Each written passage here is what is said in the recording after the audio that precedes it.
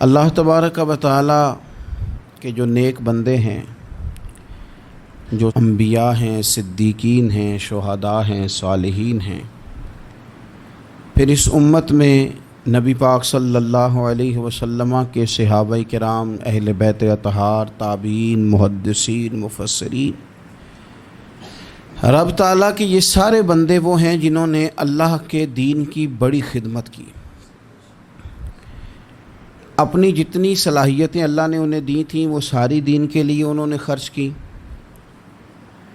ان لوگوں نے اپنے اوقات سارے دین کو دے دیے، مالی وسائل جتنے ان کے پاس موجود تھے وہ سارے انہوں نے دین کو دیے۔ تبلیغ دین، اشاعت دین، ترویج دین، تشریحات دین، کتاب و سنت کے ابلاغ کے لیے جو وہ کر سکتے تھے انہوں نے سر دھڑ کی بازی لگا کے وہ کام کیا۔ آج جو دین ہم تک پہنچا ہے تو یہ اس دین میں وہ جو مخلص لوگ تھے جنہوں نے صحیح معنوں میں جد و جہد کی تھی، یہ ان کی برکت ہے کہ دین کی تعلیمات اللہ کے فضل سے ہمارے پاس موجود ہیں۔ اللہ تبارک و تعالیٰ نہ اپنے بندوں سے بڑی محبت فرماتا ہے، اور رب کریم تو ساری مخلوق سے ہی بڑا پیار کرتا ہے، لیکن اگر کوئی بندہ نیک بھی ہو، صالح بھی ہو، پرہیزگار بھی ہو، پھر تو وہ اللہ کا محبوب بن جاتا ہے۔ اور رب کریم کی یہ بھی منشا ہے، اللہ تعالیٰ کی یہ بھی رضا ہے کہ جس سے اللہ محبت کرتا ہے نا، اس سے لوگ بھی محبت کریں۔ قرآن مجید میں اللہ کریم نے فرمایا ان الذین آمنوا وعملوا الصالحات سیجعل لهم الرحمن ودا، بے شک جو لوگ ایمان لانے کے بعد نیک اعمال کریں، رحمان لوگوں کے دلوں میں ان کی محبت پیدا فرما دے گا۔ صحیح بخاری اور صحیح مسلم میں حدیث ہے، نبی پاک علیہ السلام فرماتے ہیں جب اللہ تعالیٰ کسی بندے سے محبت کرتا ہے تو حضرت جبریل امین علیہ السلام کو بلاتا ہے، اور بلا کر کے فرماتے ہیں جبریل میں فلاں آدمی سے محبت کرتا ہوں، آسمان دنیا پہ اعلان کر دو کہ سارے لوگ اس سے محبت کریں۔ اور پھر فرماتے ہیں کہ اے جبریل امین علیہ السلام، آپ دنیا میں لوگوں کے دلوں میں یہ بات ڈال دیں کہ اللہ فلاں آدمی سے پیار کرتا ہے، لہذا سارے اس سے محبت کرو۔ صالحین کا پیار دین کا بہت بڑا حسن ہے۔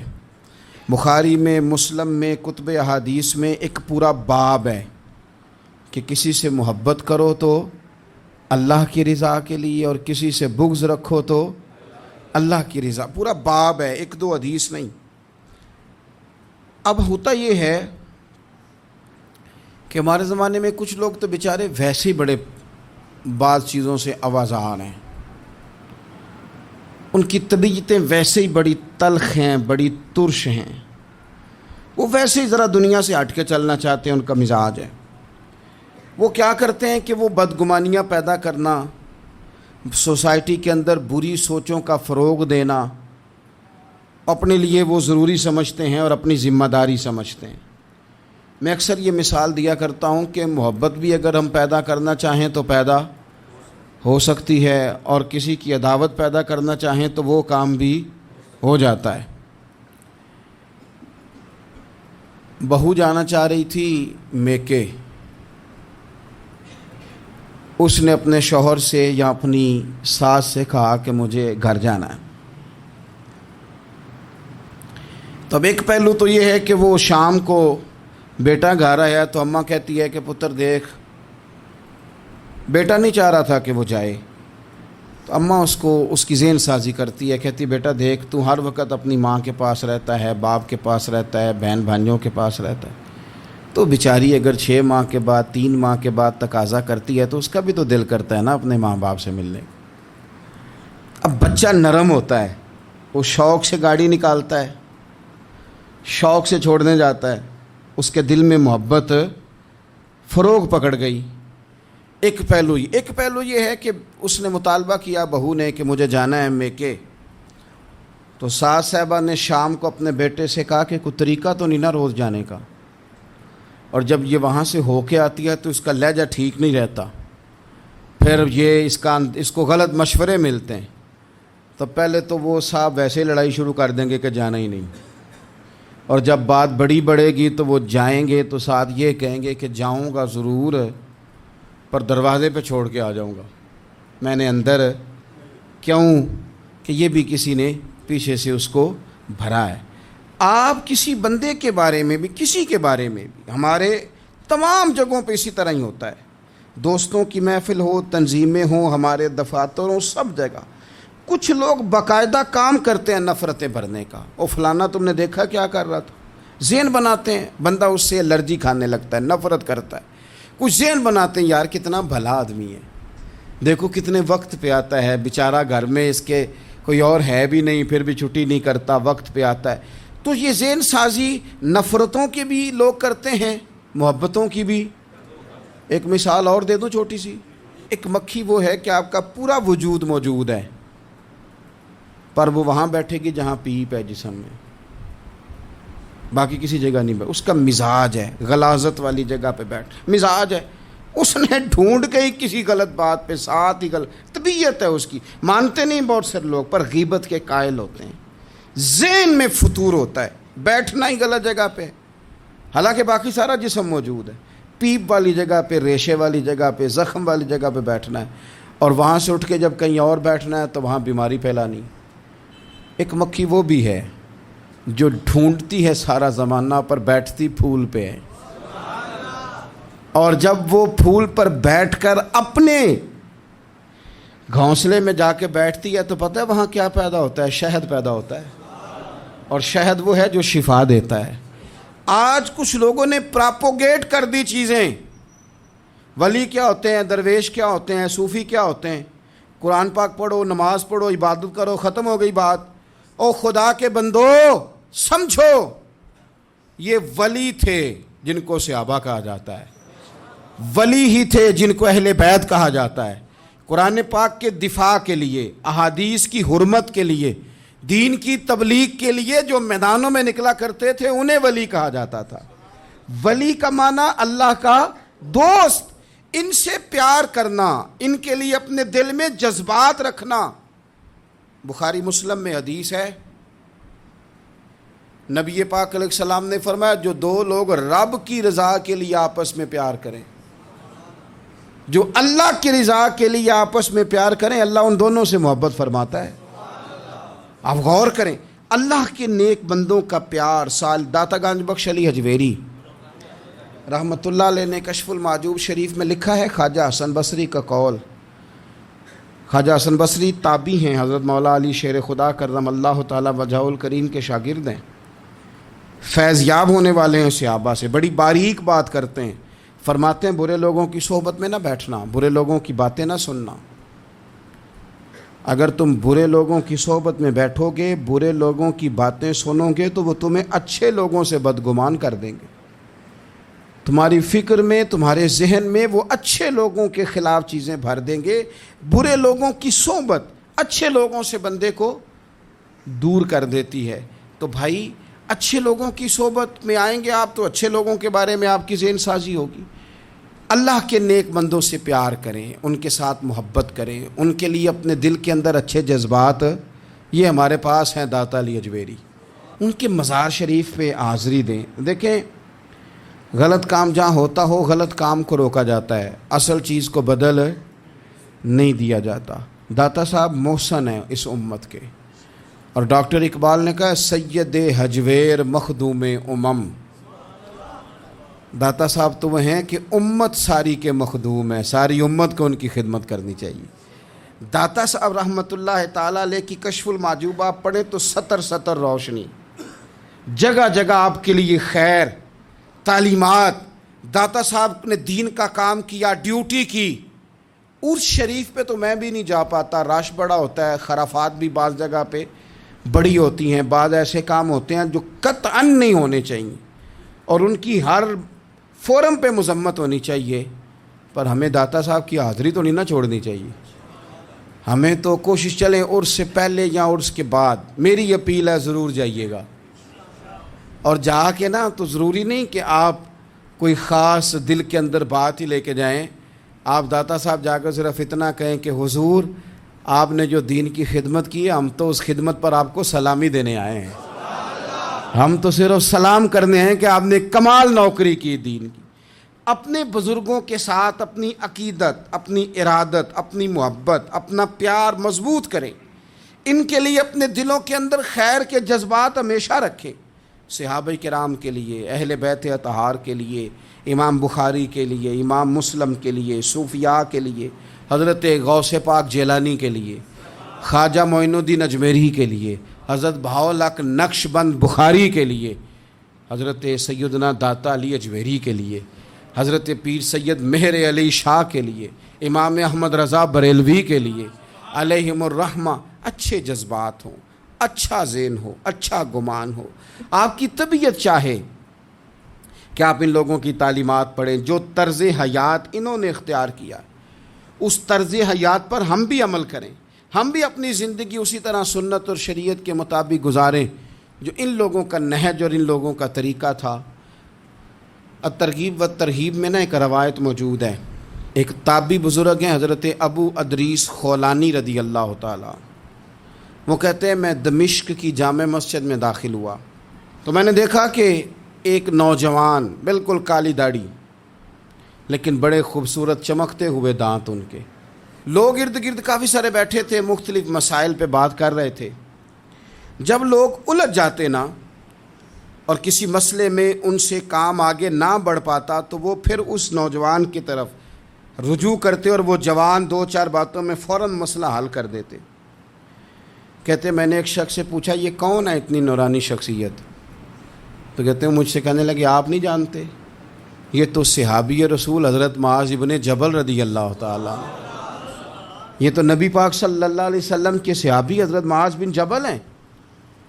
کہتے ہیں میری طبیعت نہ لگ گئی ان کے ساتھ، میرا ان کے ساتھ دل کا لگاؤ ہو گیا، محبت ہو گئی، شوق ہو گیا۔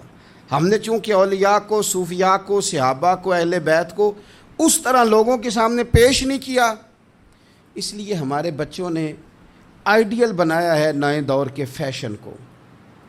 ہماری آنے والی قوم کسی امیر ترین شخص کو آئیڈیل بناتی ہے، پھر وہ سارے غلط ملت رستے اختیار کر کے وہاں تک جانا چاہتی ہے، وہاں جو آدمی کھڑا ہے وہ کسی بھی صورت میں اپنے آپ کو فیمس کر کے دنیا کے سامنے لانا چاہتی ہے، چاہے انہیں کسی طرح کا بھی کوئی روپ دھارنا پڑے۔ یاد رکھ لیں اور سمجھ لیں اس بات کو، اگر ہم ان لوگوں کی سیرت کو، سوانے کو اپنے گھروں تک لے آئیں تو آپ یقین کریں کہ ہماری نسل کے بچنے کا بہت بڑا یہ ذریعہ بن جائے۔ اب جوان ہے یہ بھی، لیکن امت کے مسائل حل کر رہے ہیں۔ حضرت ابو ادریس خولانی کہتے ہیں مجھے ان کی یہ طبیعت دیکھی تو پیار ہو گیا ان سے۔ اس دن تو رش بڑا تھا، میں نے سوچا کہ کل جلدی آؤں گا اور ان سے ملاقات کروں گا۔ کہتے ہیں میں اپنی طرف سے سب سے پہلے مسجد میں پہنچا، لیکن حضرت معاذ ابن جبل تو مجھ سے پہلے مسجد میں موجود تھے اور وہ نفل پڑھ رہے تھے۔ فرماتے ہیں جب وہ فارغ ہوئے تو میں ان کے قریب گیا اور میں نے جا کے کہا حضور مجھے اللہ کی قسم ہو مجھے آپ سے محبت ہو گئی ہے، اللہ کی رضا کے لیے آپ مجھے اچھے لگتے ہیں۔ مشکات شریف میں ایک حدیث ہے، حضور نے فرمایا جس سے تم محبت کرو نا اللہ کی رضا کے لیے، اسے بتاؤ بھی کہ مجھے آپ سے محبت ہے، اسے بتاؤ بھی، تاکہ وہ بھی آپ کے لیے اچھے جذبہ۔ محبت جو ہوتی ہے یہ اظہار کی محتاج تو نہیں ہوتی، لیکن محبت میں اظہار ضرور ہوتا ہے، محتاج تو نہیں، لیکن ہر چیز دل میں رکھنے کی نہیں ہوتی، کچھ زبان سے کہنے کی بھی ہوتی ہے، کچھ کہنے کی چیزیں بھی ہوتی ہیں اور وہ کہہ بھی دینی چاہیے، لیکن اتنی ہی کہنی چاہیے جتنی ضرورت ہو، 2 4 5 قدم آگے بڑھ کے نہیں۔ اس میں بھی تکلف آ جاتا ہے، تصنع آ جاتی ہے، بناوٹ آ جاتی۔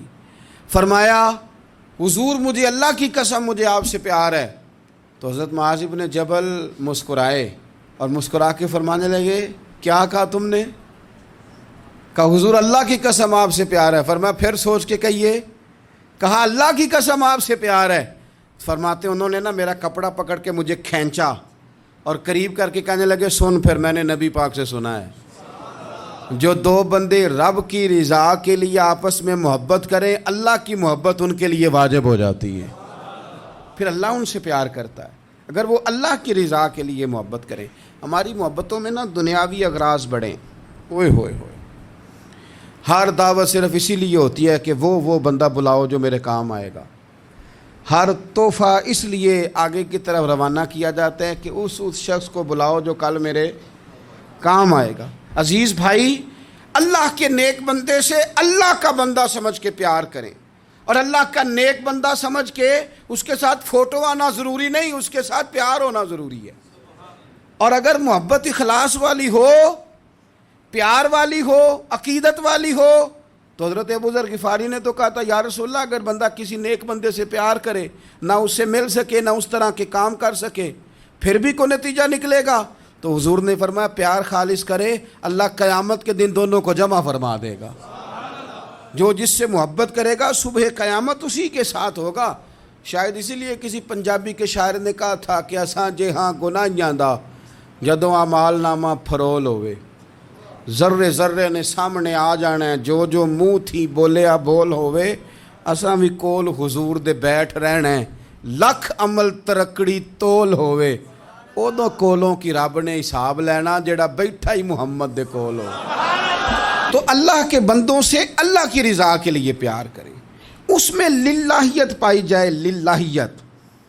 للہیت ہو، اس میں کوئی اور نہ ہو، بندہ ہو اور اللہ کی رضا ہو، یعنی درمیان میں رب ہو، اور تیسرا وہ شخص ہو. رضائے الہی جب مقصود ہو پھر شکوے بھی پیدا نہیں ہوتے، پھر شکایتیں بھی پیدا نہیں ہوتی، پھر اپنی مرضی کے بندہ جملے بھی نہیں بیان کرتا، پھر کسی جگہ کوئی تکلف بھی اس میں نہیں پایا جاتا. تو خالصتاً لوجہ اللہ تعالی آپ اللہ کے بندوں سے محبت کریں، اور خاص ان کے لیے جذبات پیدا کریں. آپ کی طبیعت میں خاص جذبہ ہو، خاص شوق ہو، کسی پراپوگیٹ کرنے والے کے کسی پراپوگنڈے کا شکار نہ ہو. آپ کی طبیعت ہو، طبی میلان ہو، ذوق ہو. حضرت حرم بن حیان تابعی ہیں، فرماتے ہیں جب میں نے یہ حدیث سنی نا کہ نبی پاک علیہ السلام نے فرمایا ہے کہ حضرت اویس کرنی ان کی دعا کی برکت سے اللہ میری امت کے لوگوں کی بخشش کرے گا. اور جب میں نے یہ سنا کہ حضرت مولا علی جیسے لوگ، حضرت عمر فاروق جیسے لوگوں کو جبہ دے کے بھیجا گیا ہے، اور حضور نے بھیج کے کہا ہے کہ اویس سے کہنا میری امت کے لیے دعا کرے، تو فرماتے ہیں میرے سینے میں لو لگ گئی کہ میں حضرت اویس کرنی سے ملوں. میری طبیعت لگ گئی، میرا شوق آ گیا کہ میں خواجہ اویس کرنی رضی اللہ تعالیٰ عنہ سے ملوں. میں نکل پڑا، اللہ کے بندے کے لیے نکلا. حضرت حرم بن حیان کہتے ہیں، اس کو ابن الجوزی نے بھی لکھا ہے، داتا گنج بخش علی اجویری نے بھی لکھا ہے، کہتے ہیں میں ڈھونڈنے لگا حضرت اویس کرنی کو، بڑے شہروں میں گیا پر وہ ملے نہیں. داتا صاحب کہتے ہیں وہ حال والے آدمی تھے، ان پر بھی حال تاری رہتا تھا، اسی کسے دے کچھ نہیں جے لگتے تے نہ کوئی ساڈا دردی، وہ بھی اپنی کیفیت میں رہتے تھے. داتا صاحب نے لکھا ہے جب دنیا ہستی تھی تو حضرت اویس کرنی رویا کرتے تھے، جب لوگ روتے تھے تو وہ ہنستے تھے. وہ سادہ غذا کھاتے تھے، کسی سے کوئی لین دین نہیں، اپنے طرز کلام، اپنی زندگی. یہ لوگ بھی بڑے شاندار ہوتے ہیں. فرماتے ہیں کہ وہ اپنے حال میں رہتے تھے. حضرت حرم بن حیان کہتے ہیں میں نے بڑی جگہ ڈھونڈا، پر میں جہاں جاتا لوگ کہتے ہاں گندمی رنگ والے، ہاں جن کے چہرے پر کچھ برس کے داغ ہیں، وہ جن کا چہرہ اور وجود بڑا روب والا، وہ اویس کرنی. کہتے ہیں میں ڈھونڈتا جس شہر میں جاتا لوگ کہتے ہیں وہ آئے تھے پر چلے گئے. وہ کسی نے کہا تھا نا اویسیوں میں بیٹھ جا، بلالیوں میں بیٹھ جا، صفیں تو سب بچھی ہیں تو عشق والیوں میں بیٹھ جا. فرماتے میں وہ صفیں تلاش کرتا ڈھونڈتا، نہ ملے مجھے. بالآخر میں عراق پہنچ گیا. نہر فرات کے کنارے ساری دنیا سے علیحدہ ہو کے وضو کر رہے تھے. کہتے ہیں میں پیچھے کھڑا ہوں، میں نے جا کے کہا السلام علیکم، تو حضرت اویس کرنی چہرہ اٹھا کے کہنے لگے وعلیکم السلام حرم بن حیان. تو میں نے کہا حضور آپ مجھے جانتے ہیں؟ فرمانے لگے عارف تو روحی من روحی کا، میری روح تیری روح کی جاننے والی ہے. کہتے ہیں میں نے کہا حضور کو نصیحت کر دیں. تو فرمانے لگے پہلی نصیحت تو یہ ہے کہ آج کے بعد مجھے ملنے نہ آنا، میں نہیں پسند کرتا، میں تنہا رہنا چاہتا ہوں، مجھے نہیں شہرت اچھی لگتی. میرا نہیں دل کرتا لوگ میرے پیچھے بھاگیں. آج آیا ہے، آج کے بعد نہ آنا. بس چھوڑ دے مجھے میرے حال پہ. میں اپنی زندگی اپنے حساب کے مطابق گزارنا چاہتا ہوں. تو آج کے بعد نہ آنا. اور پھر فرمانے لگے اگلی نصیحت یہ ہے کہ جو رب نے تجھے دے دیا ہے نا اس پہ راضی ہو جا. اگر اس پہ راضی نہیں ہوگا تو تکلیف میں رہے گا. فرماتے ہیں میں نے پھر کہا میرے لیے دعا کر دیں، تو انہوں نے ہاتھ اٹھائے، کہنے لگے یا اللہ میری اور اس کی جنت میں ملاقات کرا دینا.